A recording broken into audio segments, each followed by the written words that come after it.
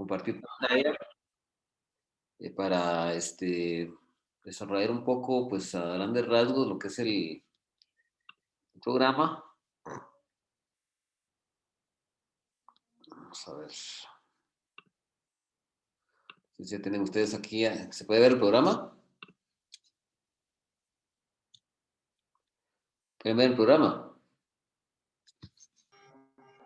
Sí, se mira. Ok. Bueno, entonces el programa del curso. Pueden ustedes, esto ya está subido ustedes en Classroom. No sé si ha tenido la oportunidad de acceder a Classroom.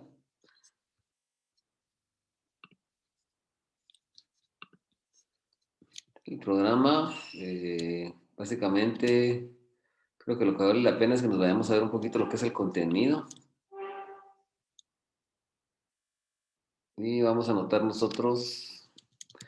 El primer punto es, era el último punto de mercantil, el que está en mercantil, ¿verdad? O sea, las obligaciones y contratos mercantiles, sus características. Luego entramos a analizar lo que son los contratos. Creo que en derecho mercantil hay contratos típicos y contratos atípicos. Contratos típicos son los que están regulados en el Código de Comercio y leyes especiales. Y los atípicos son aquellos que son creados a través de la práctica mercantil, ¿verdad? Entonces tenemos aquí la compraventa mercantil, los distintos tipos de modalidades de compraventa mercantil, el suministro, el contrato estimatorio, contrato de licencia de uso de participación, contrato de cesión de cartera, apertura de crédito, contratos de descuento y redescuento, la cuenta corriente, el reporto, el crédito documentario, el depósito mercantil, los contratos de bolsa. También tenemos los contratos de fondo de inversión, fideicomiso de inversión, suscripción de valores, contrato de futuro, entre otros, las cartas órdenes de crédito. La tercera unidad, pues en la que vamos a hablar un poquito de los contratos atípicos, como el contrato de franquicia, el contrato de distribución, el contrato de leasing, contrato de factoring, Club Campo Country Club,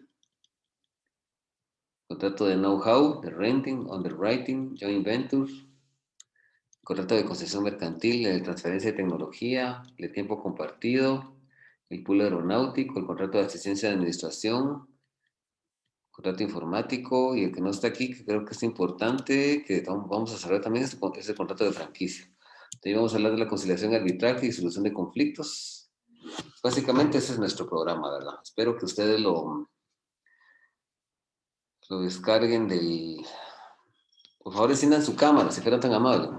Bueno, les voy a compartir ahorita... les voy a compartir en estos momentos...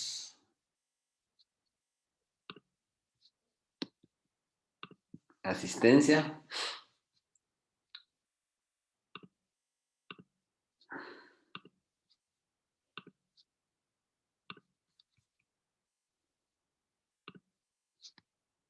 Bien.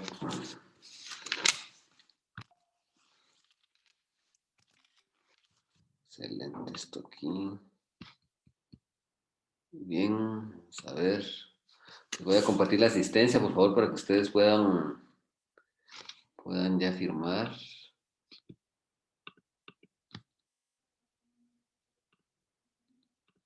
Bueno, ahí está la asistencia. Ya pueden anotarse en el listado de asistencia. La modalidad que vamos a utilizar ahora es que necesito que las cámaras estén encendidas por órdenes de coordinación, ¿verdad? El que no tenga la cámara encendida, lo voy a expulsar. Bueno, vamos a platicar un poco. Bueno, la modalidad del curso es igual que la del curso anterior. Es una modalidad bastante práctica. Aquí tenemos el cronograma de actividades también, lo quiero mostrar para que ustedes puedan tenerlo aquí a la vista. ¿Lo tienen ya ahí? ¿Pueden ver? Muy bien, entonces, básicamente lo que vamos a analizar aquí va a ser, bueno, cuando analicemos el primer laboratorio, básicamente vamos a hablar un poquito de lo que son las características de los contratos mercantiles y sus diferencias con los civiles. Prácticamente vamos a analizar un poco de la compraventa mercantil, eso es en el primer laboratorio que es por el 27 de julio. Después tenemos el primer parcial el 11 de agosto Tenemos un ensayo que ya lo voy a publicar, que es para el 17 de agosto, que ya voy a publicar el ensayo, su rúbrica, para que ustedes vean cómo lo vamos a ir haciendo. Mano, ¿verdad? Mano lo vamos a hacer.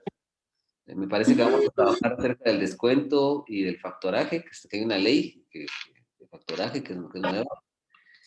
El laboratorio número 2, que estaría para el 1 de septiembre. De ahí tenemos el 29 de septiembre el segundo parcial. Y el tercer y último laboratorio, que sería el 7 de octubre, ¿verdad? El 7 de octubre, ya para que nosotros podamos, lo hacemos con un poquito de tiempo de antelación para que podamos ya estar a las vísperas del examen final, que es el 10 de noviembre, que es donde cerramos prácticamente el contenido del curso. Desafortunadamente, tengo el problema de que todavía no van la coordinación, todavía no nos ha dado una cuenta premium ¿cómo se llama esto? ¿Cómo se llama esta aplicación? Entonces, desafortunadamente vamos a darle hasta solo los 40 minutos hoy, porque para volverse a conectar 40 minutos creo que es complicado. Yo quiero dejar ya una grabación de lo que vamos a comenzar a desarrollar hoy, que ustedes ya la tengan y comencemos a desarrollar algo, un poco, aunque sea un poco del curso del día de hoy, así nos vamos a dejar mañana. Y yo creo que ya el lunes entrante, pues ya vamos a tener nosotros consigo ya el programa ya completo, ya una cuenta premium para poderlo desarrollar. No sé si tienen alguna duda, mis amigos.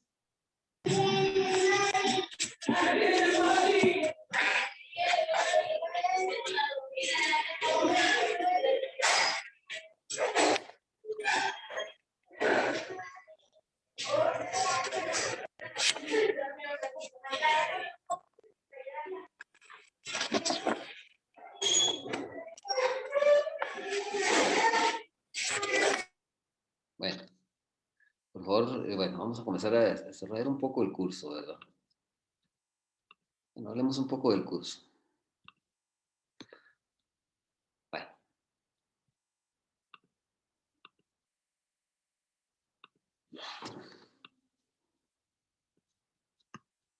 Bueno, el curso, ¿me escuchan?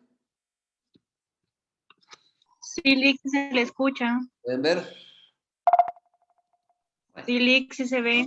muy bien, vamos a comenzar a desarrollar el curso. Bienvenidos al curso. Vamos a hablar de los principios filosóficos en materia mercantil. De los principios filosóficos en materia mercantil, nosotros cuando analizamos derecho mercantil 1 vimos cuáles eran los principios, hablamos de la verdad sabida, la fe guardada, intención de lucro, toda prestación de excepción onerosa, etc. Y los principios filosóficos en materia de obligaciones y contratos mercantiles básicamente son los principios de la verdad sabida y la buena fe guardada. Debemos recordar que según esos principios, conforme a la buena fe guardada, se presume que el comerciante en todas sus actividades comerciales, entre los actos de comercio, de personas comerciantes y no comerciantes, las personas involucradas en el comercio, deben actuar de buena fe, de forma recta, a través de la cual se pueda conocer sus rectas intenciones. Esa es la buena fe guardada. La verdad sabida es que las partes dentro de la derecho mercantil, el momento de realizar una transacción mercantil, se tienen por cierto y debido qué prestación debe cumplir cada uno en una actividad mercantil. Entonces, los principios rectores son los de la verdad sabida y la buena fe guardada, sin discriminar los otros principios que analizamos en derecho mercantil. Si nosotros analizamos el artículo 639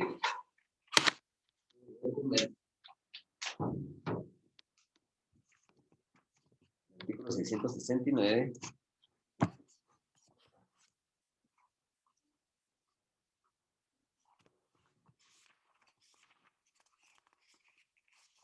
artículo 669 del Código de Comercio.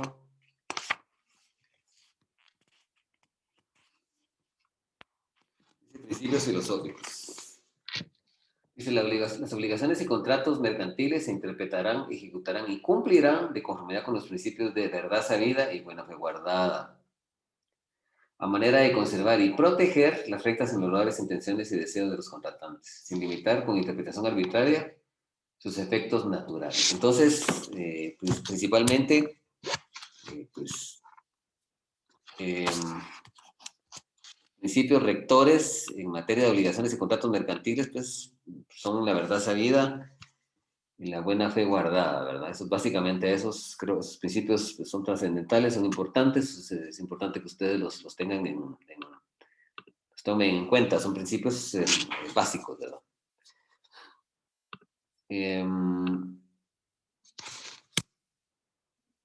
Entonces,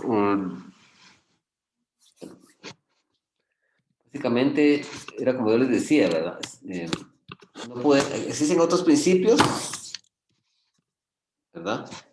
Y por el simple hecho de que estos principios, la normativa nos establezca que son los principios idóneos, tampoco no se puede supeditar a otros que también son importantes.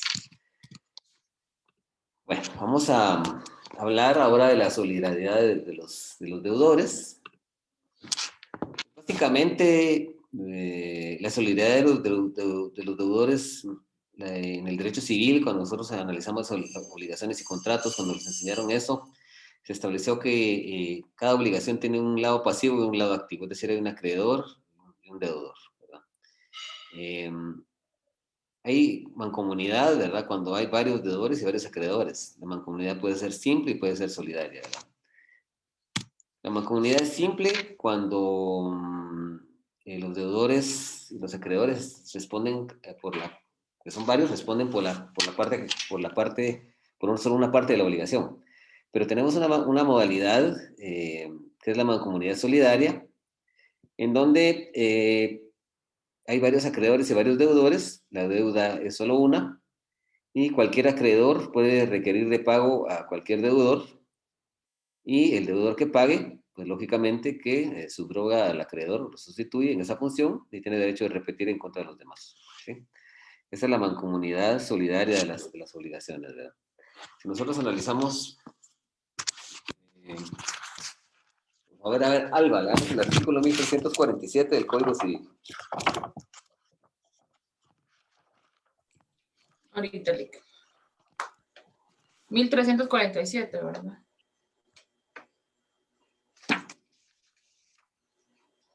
Artículo 1347. Hay mancomunidad cuando en la misma obligación son varios los acreedores o varios los deudores. Veamos el 1348. Artículo 1348. Mancomunidad simple. Por la simple mancomunidad no queda obligado cada uno de los deudores a cumplir íntegramente la obligación, ni tiene derecho cada uno de los acreedores para exigir el total cumplimiento de la misma. En este caso, el crédito o la deuda se consideran divididos en tantas partes como acreedores o deudores haya, y cada parte constituye una deuda o un crédito separados. Por favor, leamos 1349. Artículo 1349. Los actos de uno solo de los acreedores dirigidos contra uno solo de los deudores no aprovechan a los otros acreedores ni perjudican a los otros deudores.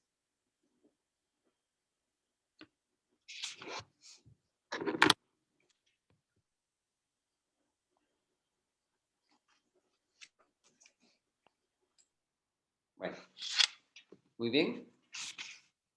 Leamos, por favor, a ver, Alba, continúe leyendo el artículo 1352.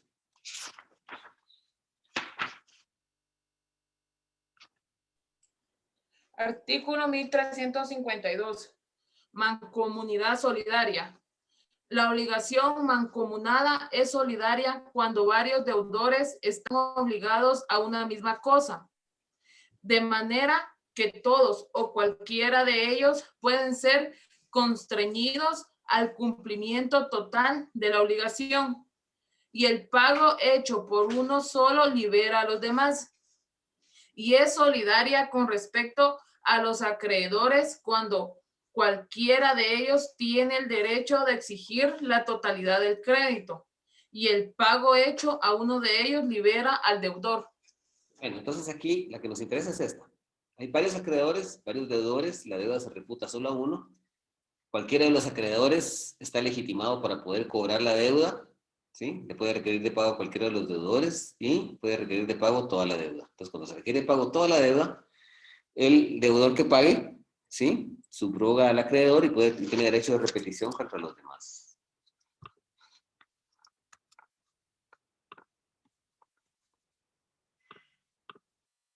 Por favor, leamos el último artículo, que es el 1353, que es muy importante. Artículo 1353. La solidaridad no se presume, debe ser expresa por convenio de las partes o por disposición de la ley. La solidaridad expresa podrá pactarse aunque los acreedores o deudores no se obliguen del mismo modo ni por plazos ni condiciones iguales. Muy bien. Entonces, aquí es donde vamos a ver nosotros la diferencia entre las obligaciones civiles y mercantiles. En materia civil, para que exista solidaridad, tiene que pactarse expresamente en el contrato. Tiene que haber un pacto expreso, tiene que haber una estipulación contractual que determine que los otorgantes acuerdan, o los contratantes, las partes, acuerdan que exista solidaridad, mancomunidad solidaria en este tipo, en el contrato. Recuerden que cuando utilizamos el término, lo hemos explicado en derecho mercantil, ¿no? Cuando utilizamos el término solidaridad, tenemos que entender por la mancomunidad solidaria de las obligaciones, ¿sí? Porque hay mancomunidad simple y solidaria, ¿sí? La mancomunidad simple, hay varios acreedores, varios deudores, pero la obligación se determina divisible en cada uno de los deudores y acreedores, y la obligación, el acreedor puede requerir de pago a un solo deudor, no a todos. En cambio, la otra es distinto, lo que habíamos explicado con antelación. Entonces, el artículo 1353 establece que la solidaridad es expresa, ¿verdad? No se presume, ¿verdad? Mientras que en materia mercantil, pues sí se presume para todas las obligaciones y contratos mercantiles. Si nosotros analizamos el artículo 674 del Código de Comercio, ese artículo estipula, dice, en las obligaciones mercantiles, dice, los codeudores serán solidarios, salvo pacto expreso en contrario. Todo fiador de obligación mercantil, aunque no sea comerciante, será solidario con el deudor principal y con los otros fiadores, salvo lo que estipule el contrato. O sea, de aquí se desprende que para las obligaciones y contratos mercantiles la obligación es, la solidaridad se expresa, está regulada por Ministerio de la Ley. Si se celebra un contrato mercantil, el contrato se presume que es solidario, a menos que los contratantes estipulen que no hay solidaridad en ese contrato, ¿verdad? Cuando hablamos de codeudores, sabemos que son varios deudores, son solo acreedores, la ley los presume en materia mercantil y solidarios, y cuando hablamos de un fiador de una obligación mercantil, estamos hablando del contrato de fianza, de un contrato por medio del cual un sujeto se compromete frente a otro sujeto, garantizando frente a un acreedor que eventualmente, en el momento de que ese deudor no cumpla con la obligación, el fiador la va a cumplir. Entonces, ahí también es solidario en ese aspecto de materia mercantil. Ya lo habíamos explicado ya nosotros con mucha prontitud. Bueno, vamos ahora a analizar un poquito lo que es la exigibilidad de las obligaciones sin plazo, ¿verdad? Una de las características peculiares, disculpen, ¿cuánto tiempo llevamos?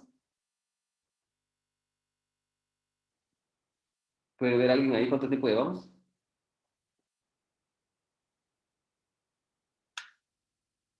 Bueno. La exigibilidad de las obligaciones sin plazos. La obligación puede estar sujeta a un plazo, un aspecto temporal y también espacial en el que el deudor debe cumplir la obligación.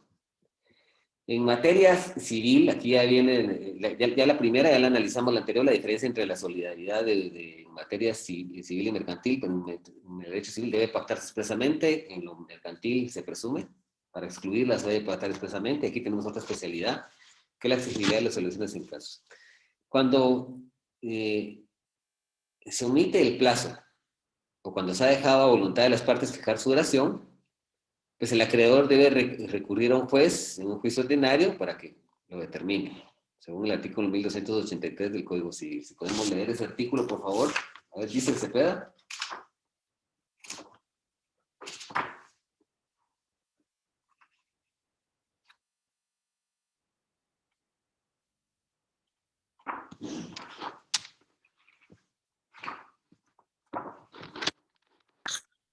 $1,283, Lic. Código civil. Ok. Si el negocio no señala plazo, pero de su naturaleza y circunstancias se dedujere que ha querido concederse al deudor, el juez fijará su duración. También fijará el juez la duración del plazo cuando éste haya quedado a voluntad del deudor. No se estableció plazo, pero si de la obligación se desprende que se ha querido conceder o quedó a voluntad del acreedor el que debe fijar el plazo, en este caso el convenio debe ser revisado por un juez y va a decidir qué plazo es, ¿verdad? Algo que no debería suceder en el derecho mercantil, porque el derecho mercantil es un derecho que está fundamentalmente inspirado en el principio un principio característica de poco formalismo, ¿verdad? Es un derecho sencillo, poco formalista, y es un derecho realmente dinámico. Por esas circunstancias, si eso estuviera en derecho mercantil, pues sería un gran problema. Y esta la segunda diferencia. En materia mercantil, pues esos formalismos harían que esa obligación fuera rogatoria, que hubiera una interrupción en el cumplimiento de las obligaciones mercantiles. Y entonces, aquí se da la segunda diferencia, ¿verdad?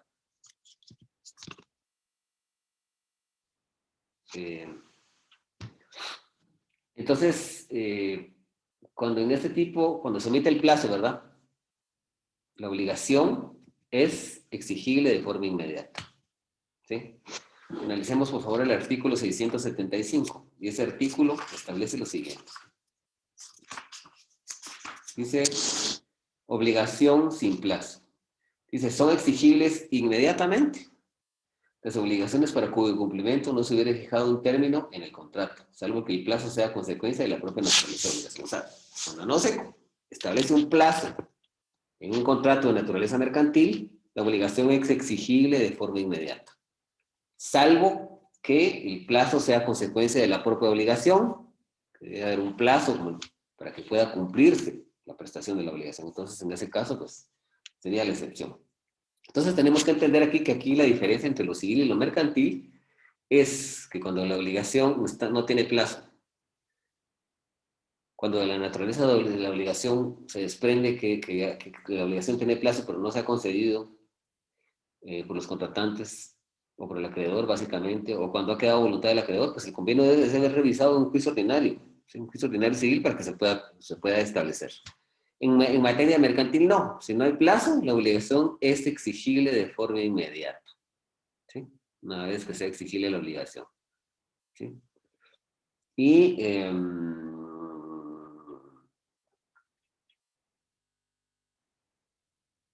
en adición a esto, que la obligación es exigible de forma inmediata, la excepción es cuando de la propia obligación deviene que está sujeta a plazo, ¿verdad?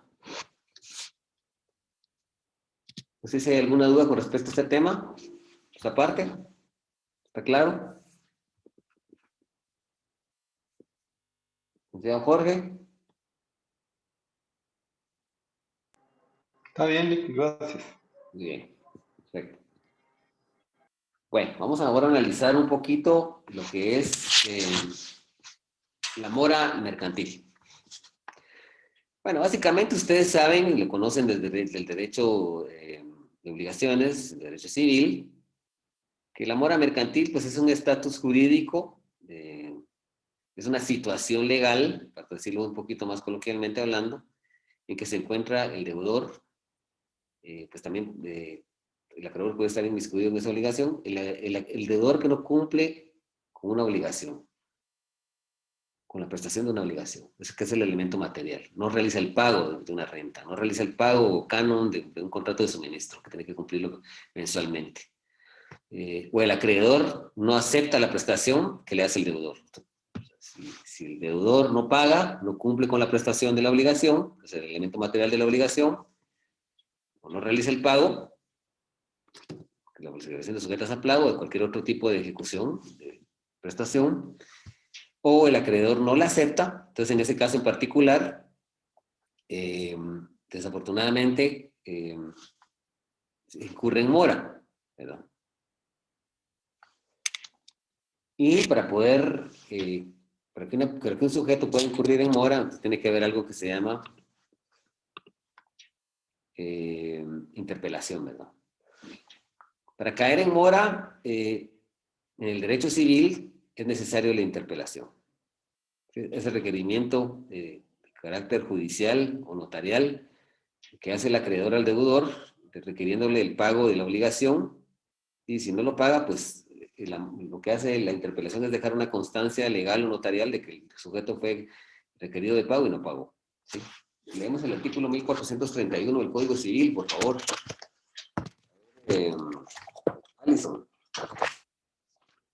Alison Becker, perdón.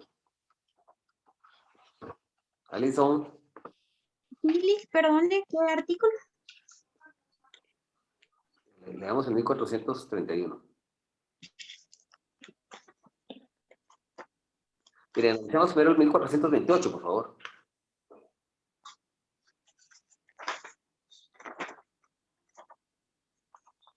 El Código Civil.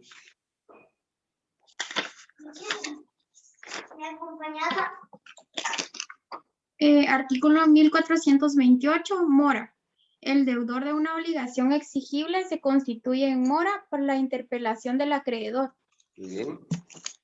Veamos el 1428.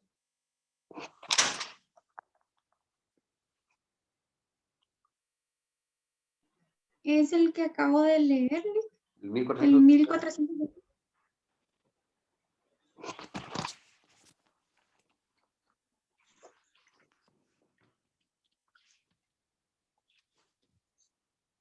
1428. Artículo 1429. El acreedor también incurre en mora cuando sin motivo legal no acepta la prestación que se le ofrece o rehúsa a reutilizar los actos preparatorios que le incumbe, para que el deudor pueda cumplir su obligación. Muy bien. Solo ya nos queda poco tiempo. Bueno. Muy bien. Por favor, leamos el artículo 1430.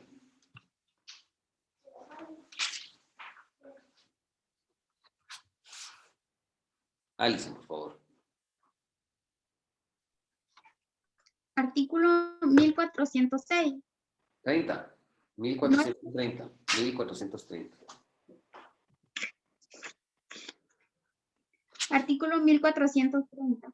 El requerimiento para constituir en mora al deudor o al acreedor debe ser judicial o notarial. La notificación de la demanda de pago equivale al requerimiento. Muy bien.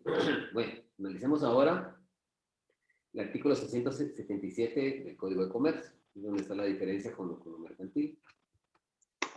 La dogmática mercantil, en relación a esta figura, establece lo siguiente. Dice, en las obligaciones y contratos mercantiles se incurren moras sin necesidad de requerimiento desde el día siguiente a aquel en que venzan o sean exigibles las obligaciones. No lo dice así, pero debemos entenderlo así. Se efectúan de lo dispuesto en el artículo los títulos de crédito, las obligaciones y contratos en que expresamente se haya pactado lo contrario. Entonces, en materia civil, para constituir en mora al acreedor o al deudor, tiene que haber interpelación, requerimiento judicial o notarial, por medio del cual se deja una constancia de que ese sujeto no ha querido cumplir con la obligación. En materia mercantil no se necesita interpelación, se incurre en mora desde el día siguiente a aquel en que vencen las obligaciones o sean exigibles. Se van a exceptuar de esto básicamente los contratos, los títulos de crédito, y cuando haya pacto expreso al contrario, censo, es decir, cuando se pacta expresamente en una obligación que no se incluye, que no está sujeto a esa obligación. ¿Alguien tiene alguna duda de esta figura? Les acabo de colocar la lista de asistencia a los compañeros que acaban de ingresar. Por favor, apuntarse en ella, solo nos quedan 7 minutos. Si no, vamos a volvernos a conectar porque no les puedo estar subiendo varios videos de lo mismo, ¿verdad? Cuesta mucho estarlos subiendo y editando. Ya la otra semana, el lunes, ya me dijeron que íbamos a tener una licencia de tiempo, una licencia premium y ya no va a haber tanto problema con esto. Bueno, vamos a analizar otra figura que es la nulidad de las obligaciones plurilaterales. Bueno, en primer lugar habría que explicar qué es una obligación plurilateral. Creo que eso está aquí adelante. Bueno, el negocio jurídico plurilateral es aquel negocio jurídico en donde los sujetos que van a ejecutar, que van a materializar la voluntad, que van a realizar un acuerdo de voluntades, las prestaciones que van a realizar son prestaciones con un mismo objetivo, así un fin. No hay contraprestaciones en este tipo de contratos, ni prestaciones entre las partes. Cuando hablamos de contraprestaciones, por ejemplo, hablamos del clásico contrato de compraventa en donde un sujeto va a entregar la propiedad de una cosa y otro va a pagar el precio. Hay contraprestaciones. O prestaciones con intereses contrapuestos. Pero, por ejemplo, en el contrato de sociedad mercantil, en donde se persigue un mismo fin, ¿verdad? Que es realizar una actividad económica para dividirse las ganancias, las prestaciones no son prestaciones ejecutadas a favor de un sujeto para que el otro sujeto dé una contraprestación, sino que son prestaciones dirigidas hacia un mismo fin, ¿verdad? Hacia un mismo objetivo, ¿verdad? Cuando ambos sujetos deciden constituir una copropiedad, ¿verdad? Pues de una casa para beneficiarse con el alquiler, pues están realizando también este tipo de prestaciones, ¿verdad? Básicamente, si nosotros establecemos, y pues entonces, ya que hemos entendido lo que es una obligación plurilateral, ¿verdad? En los contratos, aquí hay una especialidad de la nulidad, ¿verdad?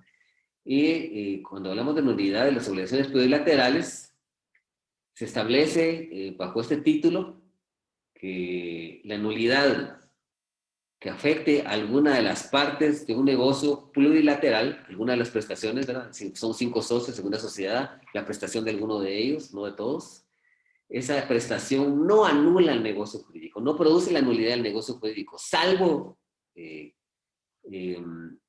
que sea de tal importancia, ¿verdad?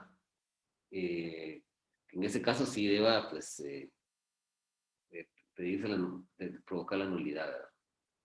Porque haría inexistente e imposible el contrato, ¿verdad? Aquí tenemos que establecer que esta es una especialidad de las obligaciones mercantiles, no hablamos de nulidad de obligaciones bilaterales con la nulidad absoluta o relativa, porque esta, si hubiera nulidad absoluta o relativa en materia mercantil, tendríamos que aplicar el artículo 600 supletoria, que establece la supletoriedad de las obligaciones, el 694, viajar al Código Civil y utilizar el título de la nulidad absoluta o relativa. Pero en este caso, la nulidad de las obligaciones plurilaterales es cuando alguna parte de ese negocio, una de las prestaciones de esos sujetos, hace que el negocio no pueda seguir subsistiendo sin esta prestación. Si se da la nulidad de una de las prestaciones, el negocio subsiste, a menos que sea una prestación tan importante que su inexistencia afectaría el negocio jurídico, ¿verdad? Si nosotros analizamos el artículo 689, pues establece, dice nulidad. La nulidad que afecte las obligaciones de una de las partes no anulará el negocio jurídico plurilateral, salvo que la realización del fin perseguido de este resulte imposible si no subsisten dichas obligaciones. Por ejemplo, un sujeto, una sociedad mercantil que se va a dedicar a la venta de productos farmacéuticos y uno de los socios pues aportó la materia prima con la que se va a fabricar, por ejemplo, un medicamento de loratadina o por ejemplo algún otro medicamento. Entonces su parte se vuelve nula por alguna circunstancia porque se estableció que por lavado de dinero él obtenía esa materia prima. Entonces, al volver nula esa parte de ese negocio, ese pierde sin efecto. Pero ¿qué pasaría con 5 sujetos? Un sujeto que aportó, por ejemplo, de 5 sujetos, varios aportaron edificios, camiones, dinero, y ese sujeto solo aportó dinero. La nulidad de ese sujeto en cuanto a la sociedad mercantil no afectaría al negocio jurídico porque hay 4 socios más que podrían tener también otros bienes como camiones, como dinero, como etcétera, cualquier otro bien de naturaleza material, ¿verdad? No sé si hay alguna duda en cuanto a esto.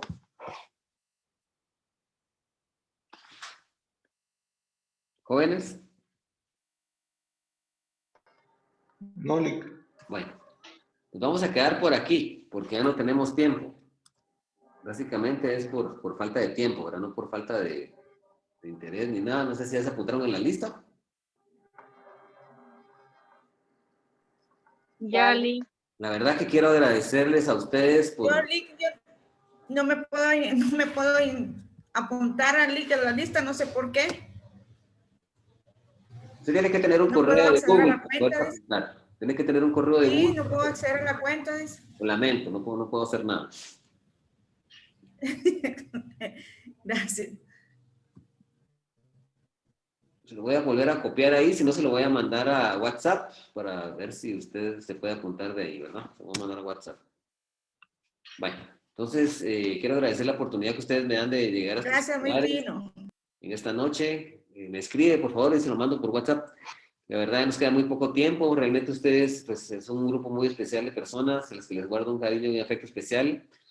Han sido realmente el primer grupo con el que yo comencé a utilizar la virtualidad. Ustedes me han inspirado y me han hecho que yo esté actualizado en la virtualidad a través de recibir muchos cursos para poder estar activo en la virtualidad. Realmente, pues, tenemos esta experiencia que es una experiencia típica, pero esperemos algún día que estemos en la presencialidad. Y quedo esta noche como un servidor de ustedes y ya ustedes ya conocen mi forma de trabajo, no hay más que hablar, no hay más que explicar, ustedes ya saben cómo trabajo yo. Entonces, pues, cualquier cosa, pues ya saben que estoy a sus normales, humildes órdenes. Y con la humildad que Dios me ha permitido llegar hasta sus hogares y con la voluntad, la intensidad y voy a seguir llegando hasta sus hogares, pues ahora en días miércoles y jueves en este horario, ¿verdad? Así que tengan una bendecida noche y pues seguimos